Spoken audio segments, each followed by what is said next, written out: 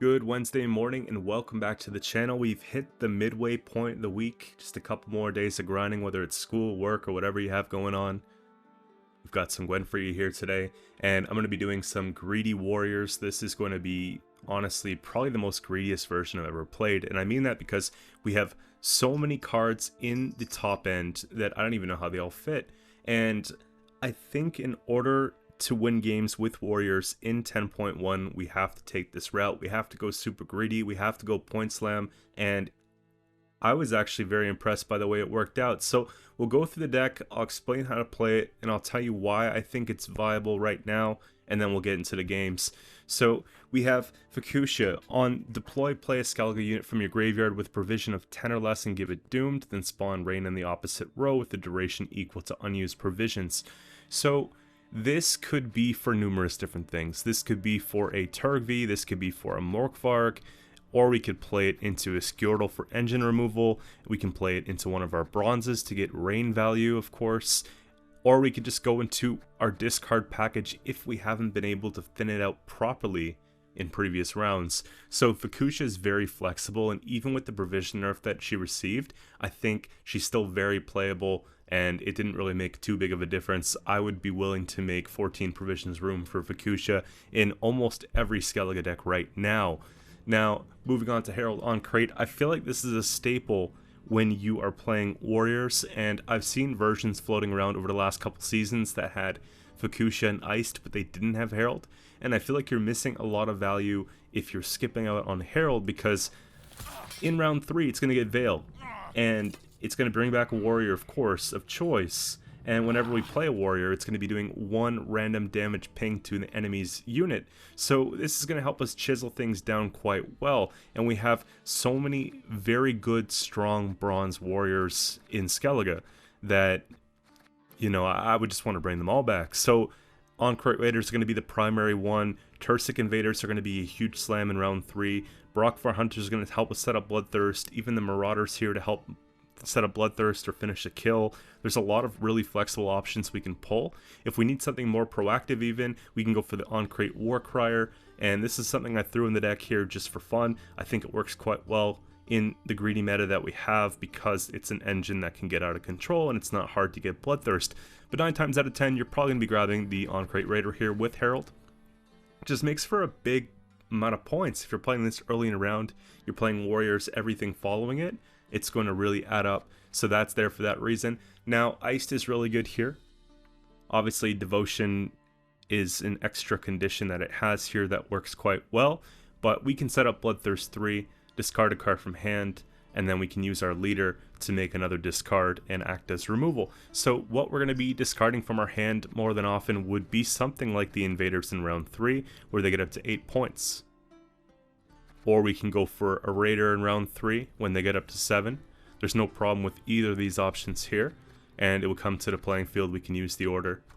And from the leader, I say greedy because we have one really solid target. Obviously a backup would be the Invader, but the Judah is going to be what we're going for the majority of the time. Just getting that really extended reach for removal with the Eist, and then that's going to come on the playing field as well. So what I like about this deck is that we don't have to be afraid of playing aggressively in round 1 with our discard package and bleeding in round 2 with Fukusha and Eist, and then taking short round 3 if we can't 2-0 with the Herald and Brand combo and maybe whatever other finishers we have. So huge flexibility there with these cards here. We need some tall punish. Morkvarg is going to do just that, damage a unit repeatedly until the target's damaged, so basically resetting and some to an opposing unit. And we know in matchups like Syndicate, the Sea Jackals get out of control, King of Beggars gets out of control. We have Nilfgaard that's going to be taking things like Dead Man's Tongue or having Joachim units that are going to be very tall, so Morkvarg works quite well with those. Monsters has no shortage of tall units, especially playing into the Fruits of Yizgith matchup. There's going to be tons of units there for your choice.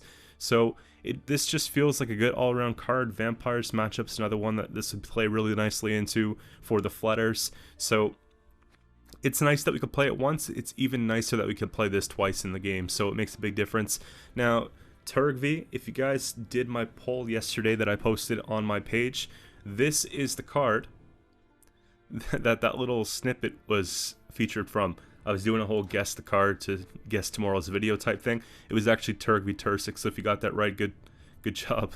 But this is really good here. So the fact that the veteran is going to be triggered by King Bran to all these units, it impacts this one as well. So in round 3, this just gets tremendous base power, plays for a ton of points there, right? We're getting the additional 1 instead of 7, it'll be 8 power, and then you have the Rupture, which is going to be damaging an enemy unit at the end of their turn by its base power. So this will help take care of something really tall.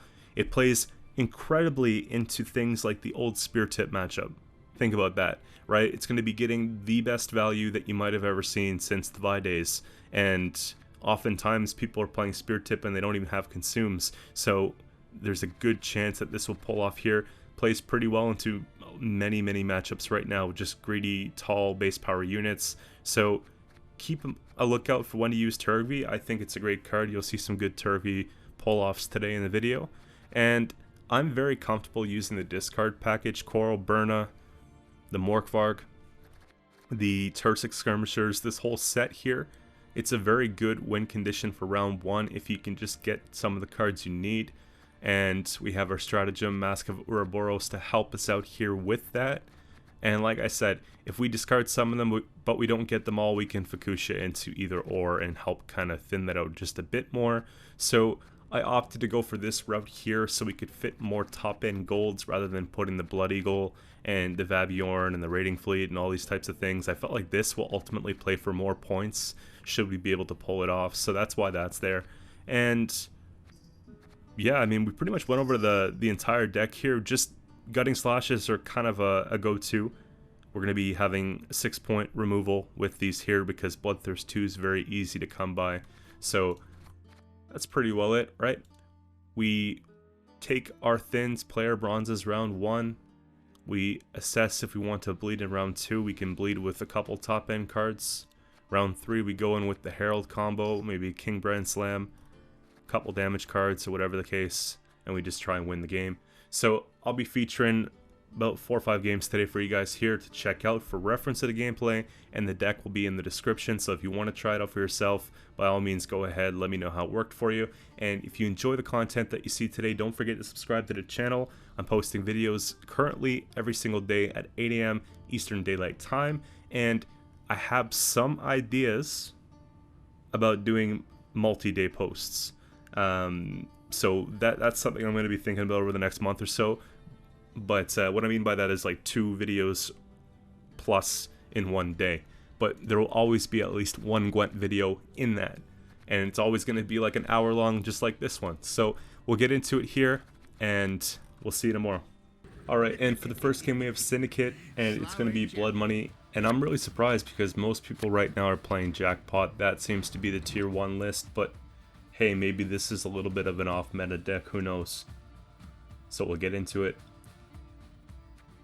Always try and tuck back Herald in round 1. It's something we don't want to play. And Jutta is not really playable here. It's just unfortunate to keep Jutta in hand when we have a discard that we can't take either. So the hand that we draw determines whether we play deep into the round, and it's sometimes unfortunate when we go first, but fortunately now we have the ability to leave whenever we like if we go second. Now, collecting a little bit of information here, I would consider putting down the Brockvar, but I think that they would just probably go and remove that too easily. So we'll wait a few turns, maybe see what we're dealing with first. It just looks like Bounty.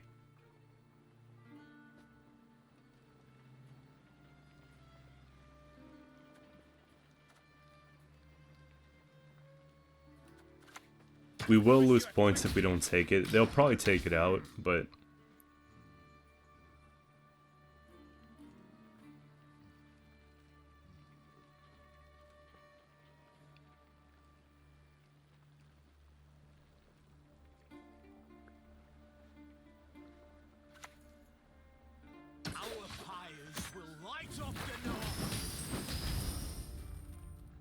I was hoping that they wouldn't play another unit because I wanted to take the Marauder and see if I can get 3 good hits on it, but now it's out of reach for this Qcento.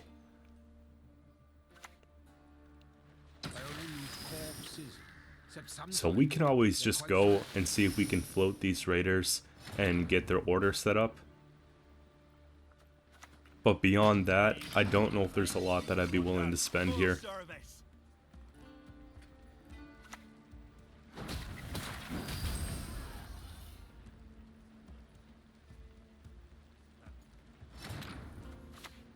Women, children, elders, we spare none.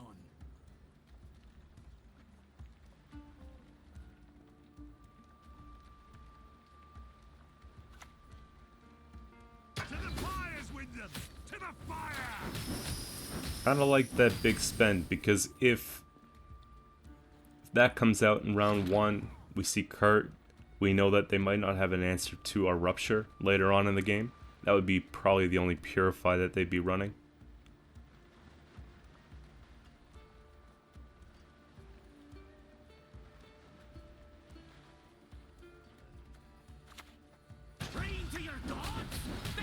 And I take Mork here, not because I felt like it was exceptional value. It's because if we get a pass, we could play a cheap bronze and win. But I also want to see how much coin they would be willing to spend and reduce the carryover into round 2. And maybe get out another gold card here. So seeing something like that's actually really nice. And I'm not too worried about the Morkvarg play, because we can bring it back with Fukusha, and that seems just fine. But everything else I think is going to be a little bit too expensive for what we're trying to do here in round 1, so we'll move on to round 2, try and defend a bleed. Herald comes back. All we need now is a discard, whether it's Berna or Coral. Sure enough, trust me with this, whenever you mulligan the card that's to be discarded, you always pull into the card that discards cards. And I was hoping to save the discard package for round 3, which is why I took the mulligan here, but unfortunately we pull into the Judah.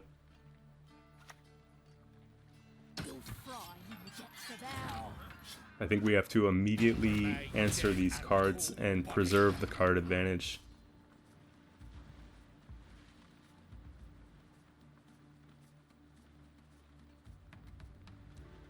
I didn't want to use Coral on a dry pass, basically, is why I went for the mulligan there on the Morkvarg.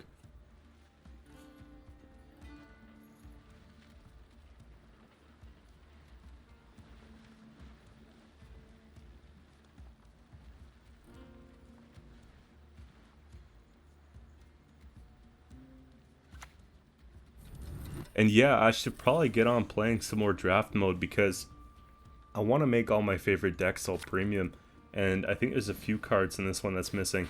Doesn't look like Bran is premium. I don't think Judah's premium. Turgvi I don't think is either. So we got some work to do. That seems to be the best way to do it. So bounty on that. There's nothing I can do. I don't think Bran's really getting much more value than that. Bran, I play for its base body power, and its ability to sort of trigger the veteran. I don't play King Bran as like a finisher. How much can we overkill units? That's just like a little bit of an added condition that's beneficial.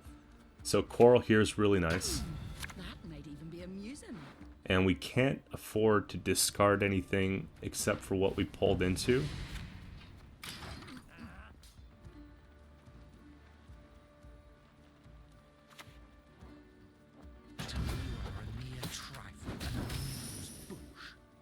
Now, it looks pretty bad, however, I'm not too concerned here.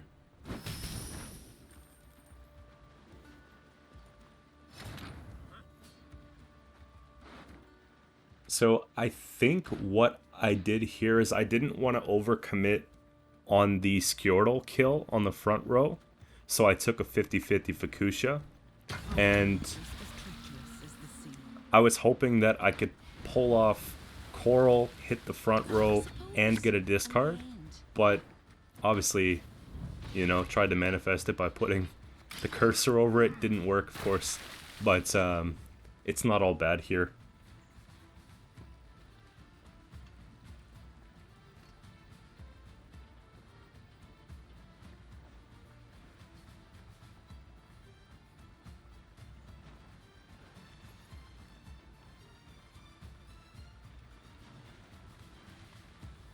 So we have to decide what the most important thing is. I really hope that in this situation here they don't play, because we want to make sure we preserve everything that's in our hand here. I'm hoping that the play that they have is just too expensive for them to spend.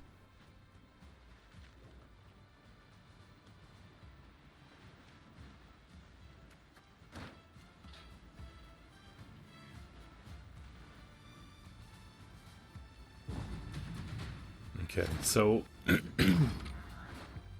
we get out of the round pretty healthy here, and we have some good cards that we can pull into. I'm glad that we at least got a couple discards out there. At least we, you know, did a couple things. Just sucks that now we pull into the complete package. So that has to go. And surely one of them has to go. You see what I mean? There's a trend. You discard the discard card, you pull the discard card, if that makes sense. I was thinking about taking Herald here. I think we just do.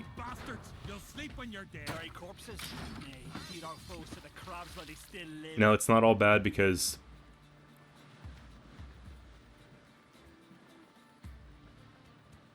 you can go take Burna here, maybe pull into the other one.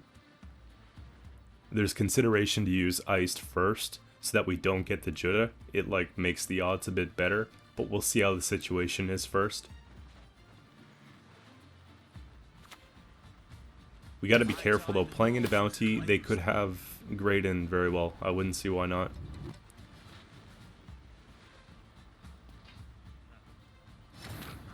Okay, so this will be our first time playing the Warcrier. I think if we're going to get that started, we want to get it started now.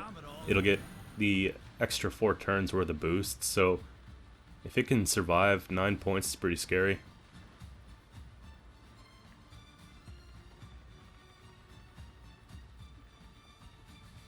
And if you were to play Warcriers in round 1, it would just be right after a discard, or right after a Brock for a Hunter, or right after a Marauder. You just like the second play of the match, so you'd be getting really good round with it.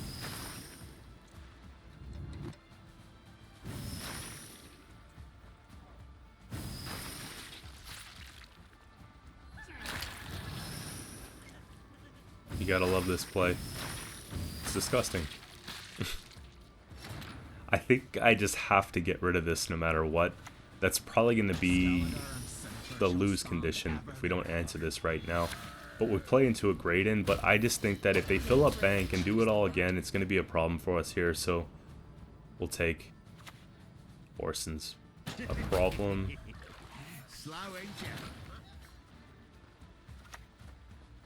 shall do it my way. And we pull off the perfect discard, which is really nice. Now we can probably Marauder last say and give them Rupture next turn. I don't want them to take Insanity, destroy the 3. I don't think they will, but plus it takes away value from our Turgvi potentially if we take the Marauder first. And for those of you guys who don't believe in Brute, this is what he's supposed to do. It's a huge play. It's like a 20-point play with Brute. But even then, it wasn't enough. We take the win. It's like a full-blown Witch Hunter deck. Pretty cool. Moving on to the next one here, we have Imprisonment, Nilfgaard.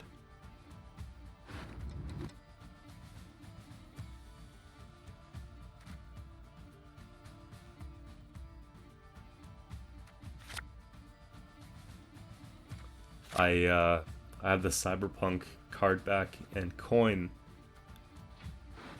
for this video, but I've only played the game for about 3 hours.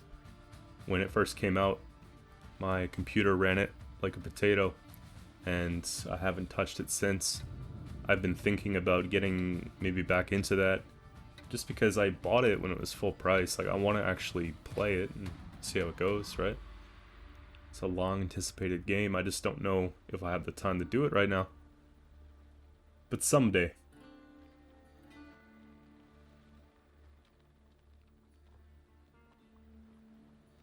Another game that I bought that I've been meaning to play. I'm actually probably going to restart it because I played maybe 2 hours on stream. And that was before I took a break from streaming. And haven't touched the game since. It was the Resident Evil Village. I've been a Resident Evil fan like forever. Entire life since I was a kid. Playing the old ones for PlayStation 1. So I'm looking forward to playing this one here. I was impressed by the beginning, but yeah, for whatever reason, we stopped playing. I'm playing more round-based games than story games, but I'm due.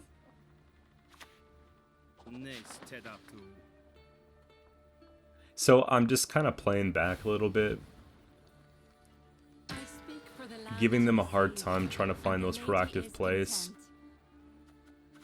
Now I know they're pretty much out of them. We can just start playing cards here. I don't think they got the best pulls off to create, and I don't think we have the best hand to push here in round 1, but I'm glad because,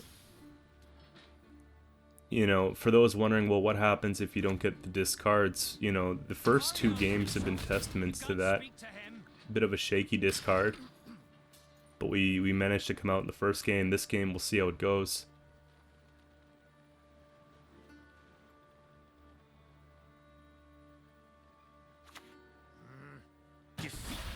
Hunger, crush them with thirst. You got lucky there that it hit front row. Keep the engine online for a bit longer. It's kind of like a win con for us at this point. I'm splitting up Bloodthirst because I like to give the impression that I'm going to be doing something crazy, but realistically we're not.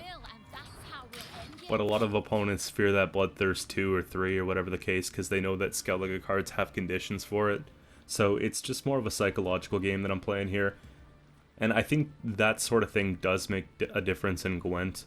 I don't think it should always be like... Because you are playing against people at the end of the day, you're not playing against AI. So if you can psych them out...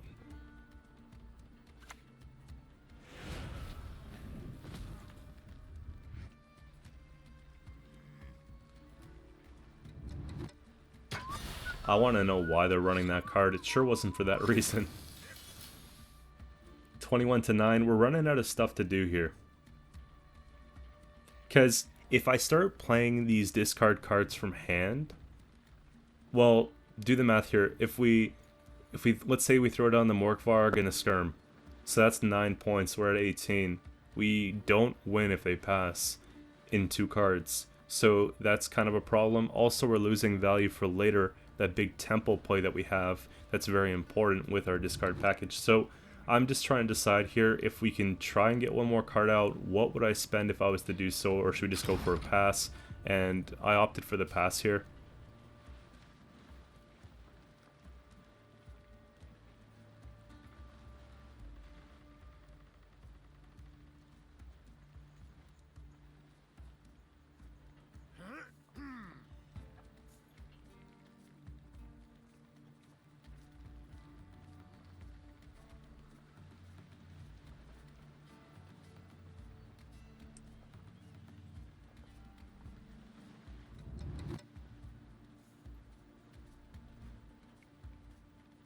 And I'll just check my phone while they rope.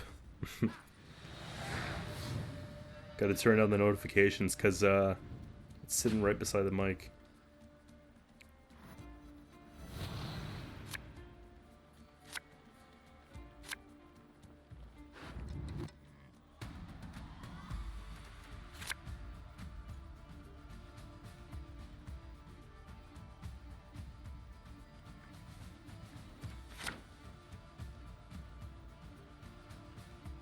It's really cool when I see the regular comments from regular viewers on a daily basis on the videos. It's like I look forward to just kind of checking to see what you guys think of the video and kind of how your day's going and stuff like that, so keep that up. That's really sweet. I don't anticipate them going for a bleed here. I just think that they're just playing a card. I think we do take a thin. I don't like thinning Morkvarg first because Morkvarg, if played from hand and killed in round, will come back. So that's a little bit of an extra condition that the Skirm doesn't have. I opt to play another card here, being the Marauder, just so I have something else in graveyard, because we don't have a lot of warriors set up or even cards set up in the grave just yet, because we've had 2 short rounds. So this is why, just so that if they get rid of something from grave, we don't have a situation where we brick something. And just gotta go.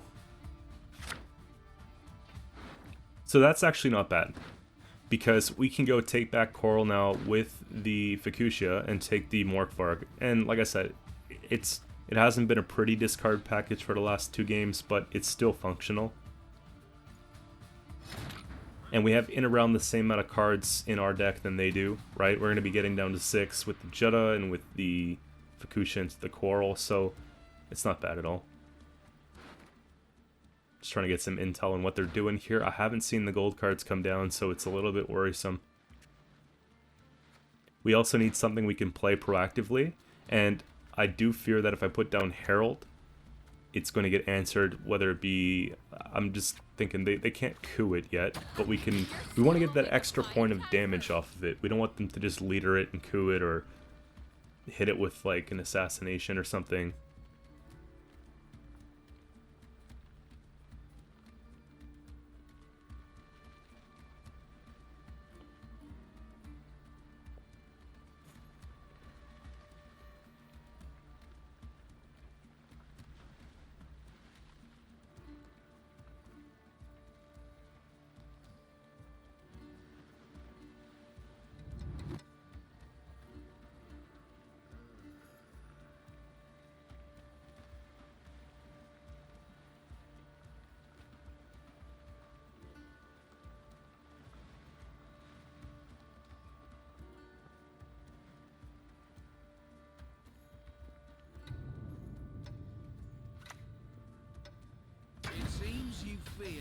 Everyone's running Vilg. I thought it was going to be Coral, but sure enough it wasn't.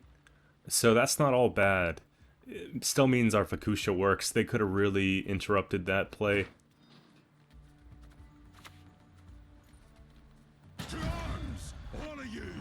I think we always just go for the 8 here, because I don't think the 4 is going to live long enough to live up to an 8 in terms of value. Plus they have the leader lock, so it's a good opportunity for them to use the charge. So I take the points, we take the veil, we make it a little bit more difficult for them to apply status or do things to our side of the board.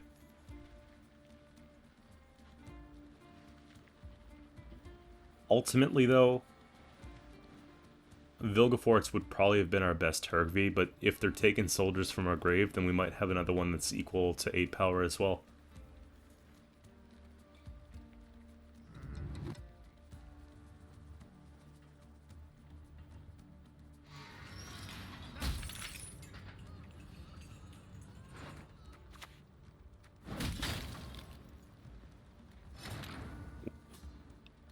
Whenever I go and just check the graveyard real quick, I always miss what they just played, but pretty sure they just dunked it with a joust or something like that. I love the smell of a burning village in the morning.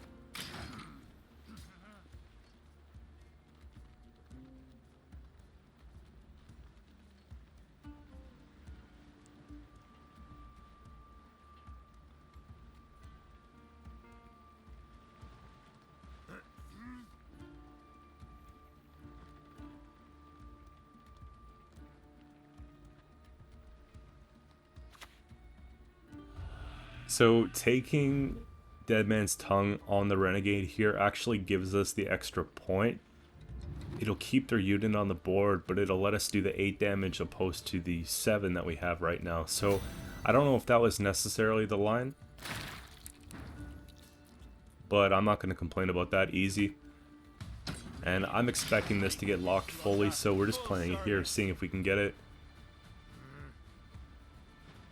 I don't think we ever float it, just because that's pretty greedy. I know it's a greedy deck and everything like that, but we should play a bit smarter, so I'm hoping in this case I didn't go and float it.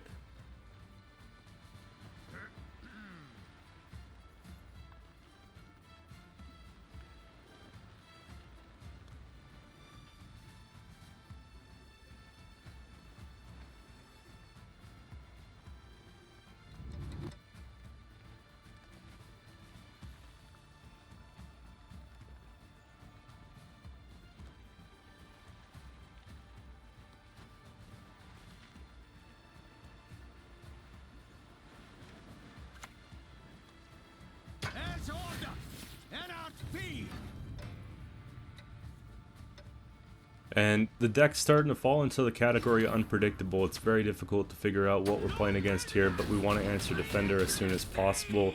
And we have Scoia'tael to get in behind there if they're running like a Stefan or something like that. So I'm feeling pretty confident. Extended reach with Eist as well. I'm going to go ahead and use the 2 damage there before they lock it though. But at this point of the game, I'm feeling pretty comfortable that we're going to win. And it's probably going to be a fairly significant lead.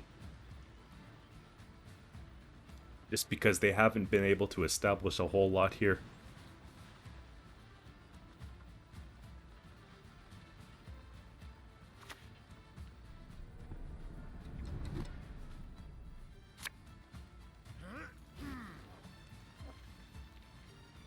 That's probably for the illusionist, right? I actually love that card. Ramon, solid card. Doesn't get enough respect. You would think that they'd take their 8. I guess that one makes more sense because it's an engine, and then they take the 8 on the bonded, right? But if they're not able to get the bonded, they'll probably go for another Brockvar here then. Yeah.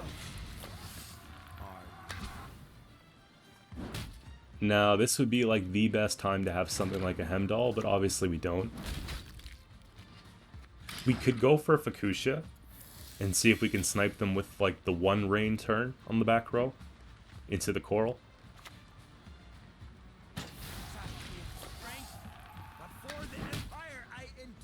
Maybe we get lucky with the 2 rain pings off 2 of the 1 powers, and then we hit. We're going to try it at least. I would have taken the Marauder otherwise, but I felt like we just had to take our Thin here. So we go ahead and do that. And get at least one of them. Yeah, there we go. What, there's 3 something I'm trying to set up here too?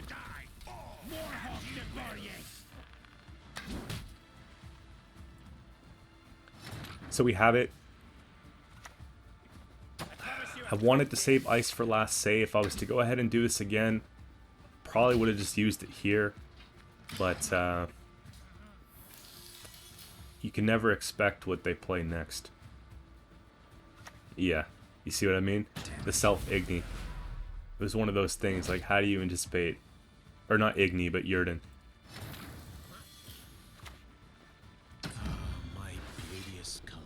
And we just take out that card that's just been fighting the whole round. You see what I mean though? Even if the last card's like the Yennefer's Invocation or something crazy like that, yeah. Extra 3 and 1 off the Brockvar. That wasn't too bad. Moving on to the next one here, we got Vampires, and I'm sure a lot of you guys are curious, how would this matchup do in something like this, right? We're going wide with the discard package. They're just going to be bleeding, going super tall. How do we answer everything? We'll find out. So we have at least a discard. It's nice. Couple playable cards for round 1. I think Eist can probably go. Don't love Fukusha here, because we're probably not going to want to use her round 1, but we kind of want to hold on to her, because we might not get her again. Yeah, couple 6s, not bad. So, one of the things I've noticed from experience in this matchup is they like to jam the Flutter and use a leader on the first turn. So if we put down the Veil unit first, it makes it especially difficult for them to do that. It also keeps things like this within removal range. So I think we start answering things one by one, just kind of look at what's going on here. And if they put down a Flutter and they can't give bleeding, then Coral with 2 discards takes care of that. So I'm just kind of buying ourselves a little bit more time. We can wait with that. Okay, now we got to try and snipe something, because the Necroride gets pretty bad. Burn is nice too. See, okay, took us a couple games to get that perfect pull, but this is what I've been meaning to show you guys. We just chuck a bronze that we don't need, hit that too, that's great.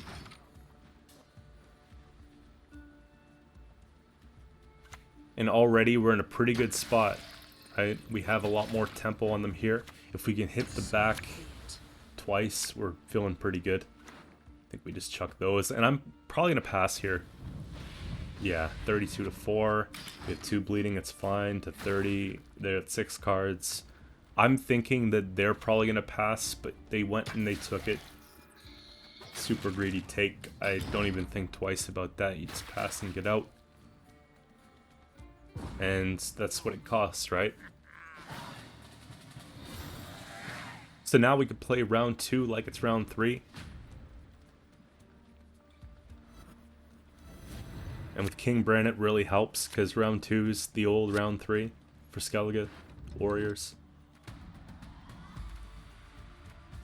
Gotta put back Jutta.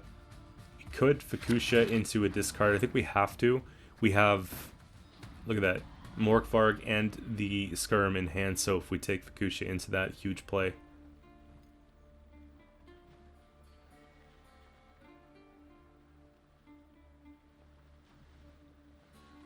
We do struggle for proactivity a little bit, and I'm just trying to decide here, is the discard tempo worth playing Fukusha into the Burna on an empty board because we lose the rain points? But there's really nothing else we could play before that, so I think it's kind of the price we have to pay.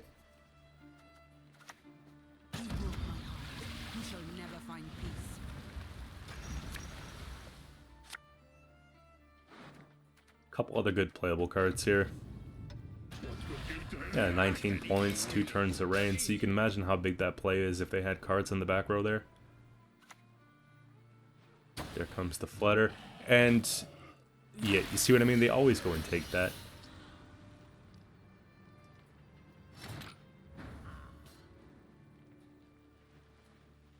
Now we definitely don't want to Morkvarg. We don't want to take the Turgvi, because I think that the Turgvi is going to play super well into the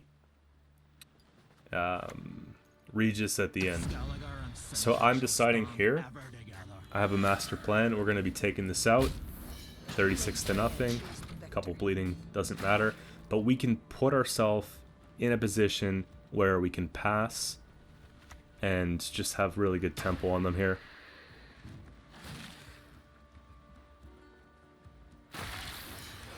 Get out some of those leader charges as well. So we could play one more, but it narrows the gap a little bit. So either I play something... Yeah. We're still sitting pretty comfortably.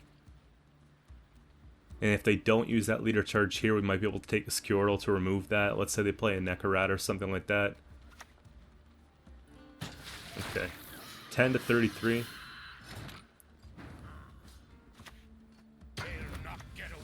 Place for a crazy value on the Alp. I think that's the move. Because if they go super tall right now on the Flutter, we just take it down.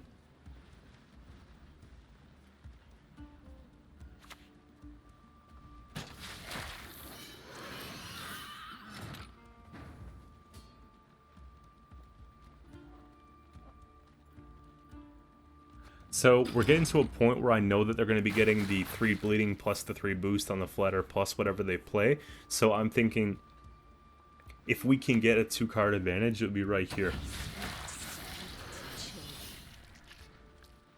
You see what I mean?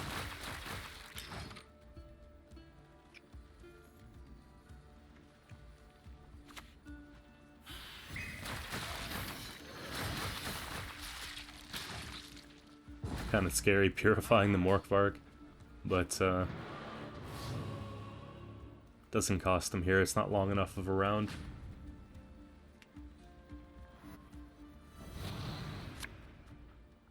So now we just have to top deck into decent cards, right?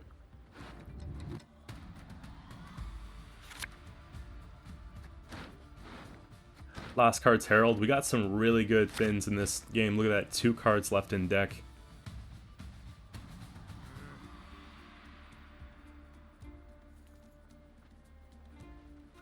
And this is what I was talking about in the intro. You can literally bleed with Eist.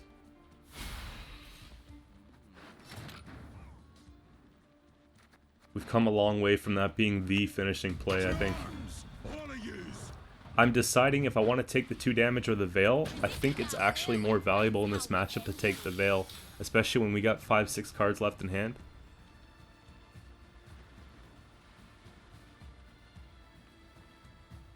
And it's really tempting here to want to go and take the Turkey on that 5, but I think we just have to wait. We know that they have Regis, I'm sure. Blood Moon does nothing.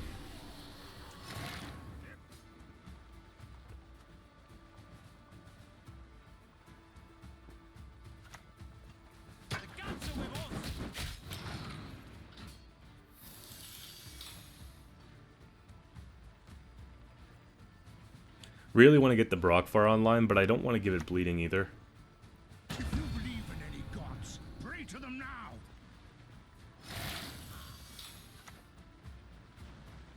Because we got 3 more turns of that.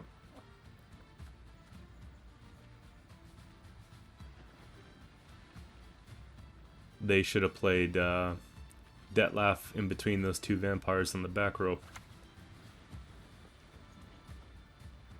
I was thinking about getting rid of the Detlef, but I don't think it's actually going to be that important.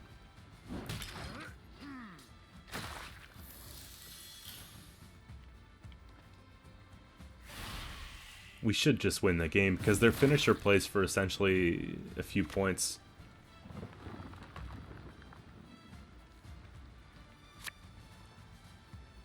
And polling with the Naglfar tells me that they probably have Regis in hand.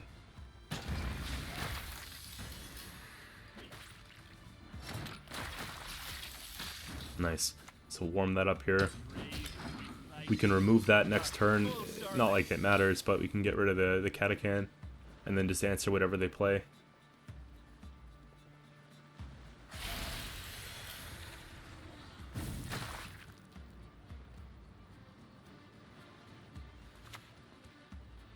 I know you're in trouble. I can help. So here's the big swing. They had 40 points, keep in mind. For your dead body.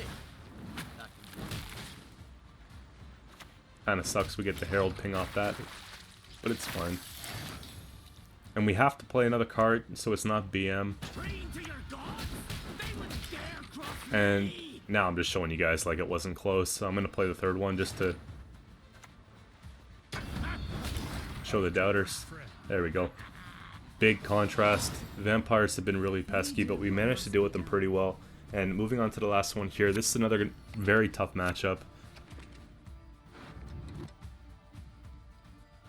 A lot of elf decks run traps. Skellige warriors play horribly into traps. Everything we have has a deployability and deals damage, and otherwise it doesn't get its value.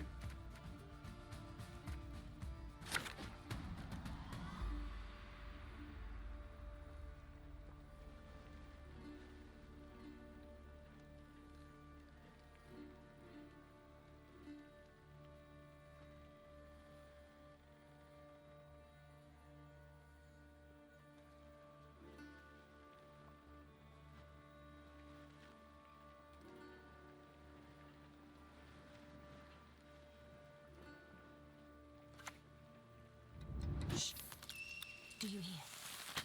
They approach. Probably one of the better gutting slashes that we're going to get here.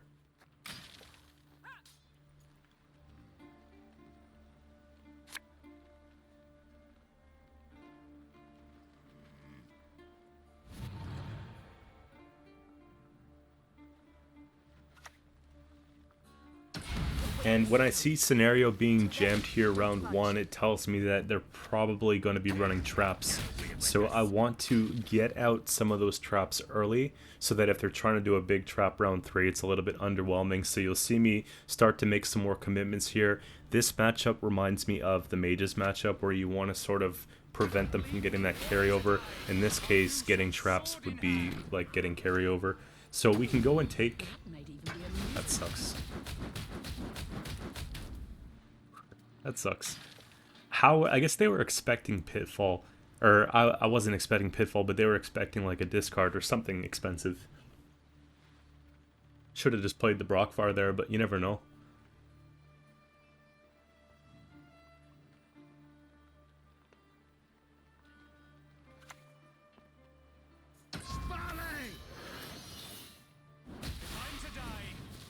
So sword in hand. So this is why I don't mind playing Fukusha here.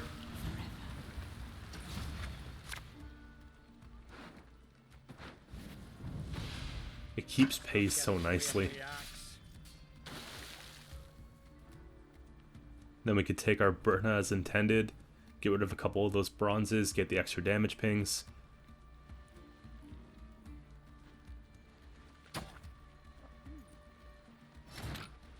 If I was to go back in this though, there might be a reason to maybe take the Marauder first, just because you want to get rid of some of those ones so that we don't hit the ones with twos. And I'm only saying that because that's what I ended up hitting. Plus we would have taken less damage from that pitfall. But either way, it's one low bronze away from taking round win, so...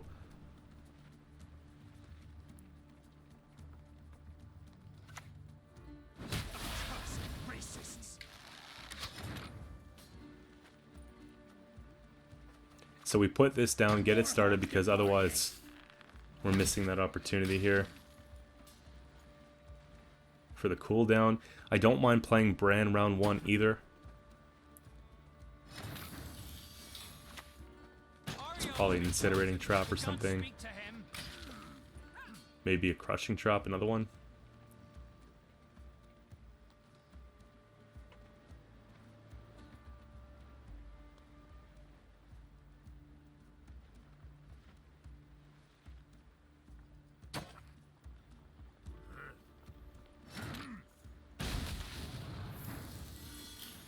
So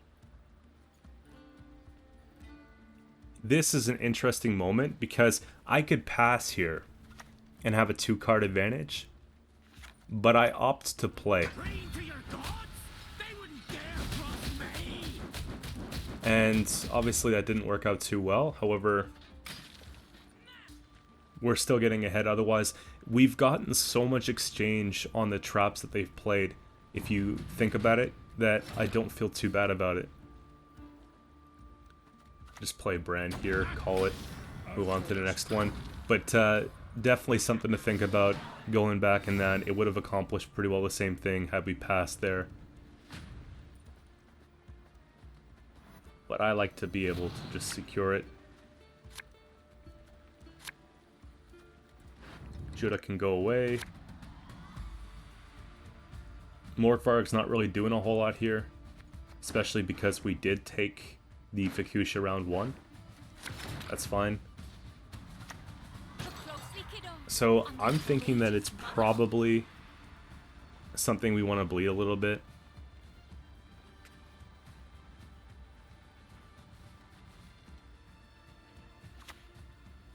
That's pretty gross.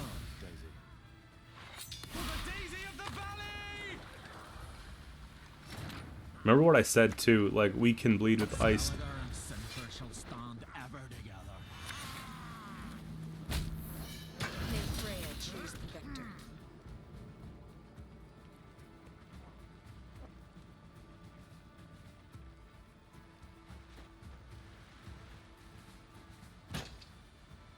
And I'm just expecting bronze traps and stuff like that, so I opt to take it here.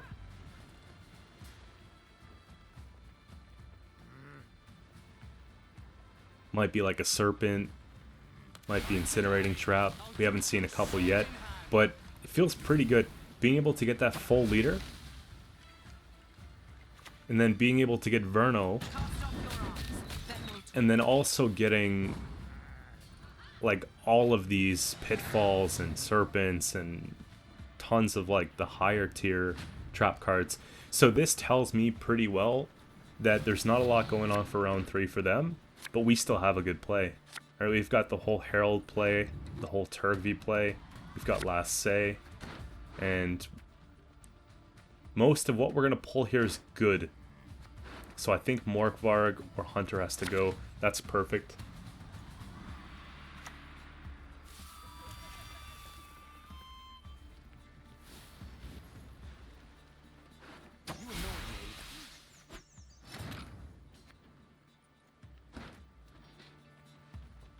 Start engineering out the Herald right away. Not a lot of great options to pull, but I think we just go for the point slam. In a short round like this, it makes a big difference.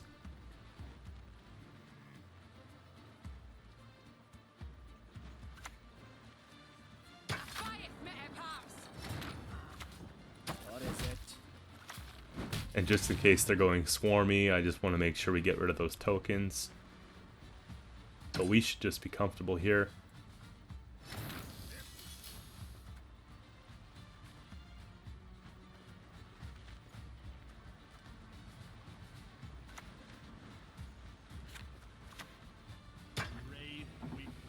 Yeah, so it's going to be those left.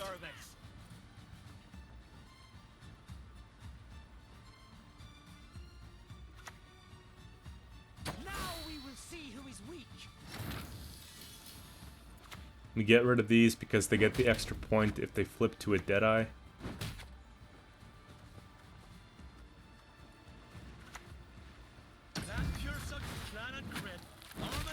And good, it was 50-50, but we got it. We'll see you guys tomorrow with a new video.